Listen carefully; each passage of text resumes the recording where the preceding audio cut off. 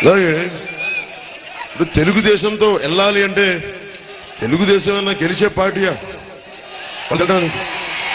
పోనీ విపరీతమైన నీతితో నిజాయితీతో కూడుకున్న పార్టీ కాదే. అవినీతికి పాలైపోయి ఇదే పోరాట యాత్రలో ఒక్కొక్క ఎమ్మెల్యే ఎంత దోచారు, ఒక్కొక్క ఎమ్మెల్యే ఎంత శ్రమ చేశారు, వాళ్ళ మీద పోరాటం చేసి వాళ్ళతో ఎలా కలుస్తామన్న కనీస ఇంగిత జ్ఞానం కూడా లేదా వైసీపీ నాయకులకి? అంటే మీకు ఒత్తాసు పలిగితేనే, అంటే నన్ను ఒకటే అడిగారు, వాళ్ళకి ఏంటి బాధ వైసీపీ నాయకులు కానీ టీడీపీ నాయకుల కంటే, నేను వాళ్ళతో లేనని. అంటే చేస్తే పొలిటికల్ ప్రాసెస్ రాజకీయాలు కానీ ఏదో చేస్తే చంద్రబాబు నాయుడు గారు చేయాలి, లేదంటే జగన్మోహన్ రెడ్డి గారు చేయాలి. ఇంకెవరికి చేత కాదు రాజకీయాలు. వీళ్ళకిద్దరు పెట్టి పుట్టారండి. వీళ్ళ కుటుంబాల్లోనే డిఎన్ఏ ఉంటుంది, పొలిటికల్ డిఎన్ఏ. మిగతా కుటుంబాల్లో ఉండదు.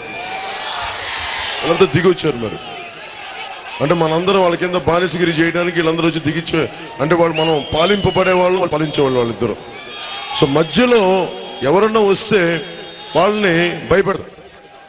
అన్ని రకాలుగా ఇబ్బందులు పెట్టారు, భయపెట్టారు. నిన్నటికి నిన్న రాయలసీమకి వెళ్తే వైసీపీ వాళ్ళు రానివారు, నా హెలికాప్టర్ పర్మిషన్ క్యాన్సిల్ చేశారు. శ్రీకాకుళంకి వెళ్తేనేమో ముఖ్యమంత్రి గారు క్యాన్సిల్ చేశారు. ఇద్దరితోటి పోరాటం చేస్తా ఇంత దాకా వచ్చాం, ఇంత దూరం వచ్చాం. నిర్దోవలని చెప్తా ఉన్నాను.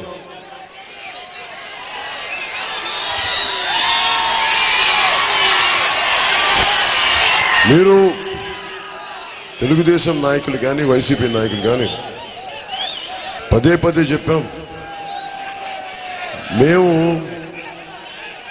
తెగిపోయిన సైకిల్ చైన్ తెగిపోయిన తెలుగుదేశానికి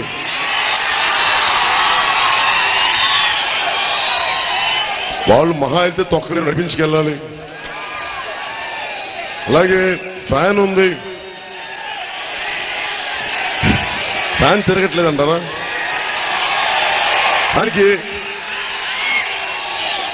ఫ్యాన్కి రెక్కలు ఉన్నాయి. మొన్న నెల్లూరులో మాట్లాడుతుంటే, అన్న రెక్కలు ఇరిచేద్దామన్న ఫ్యాన్కి అంట. చూసి మనం అలా ఇరచడాలు అవన్నీ పులివెందులు చేస్తారు, మనం ఎందుకు చేస్తారు?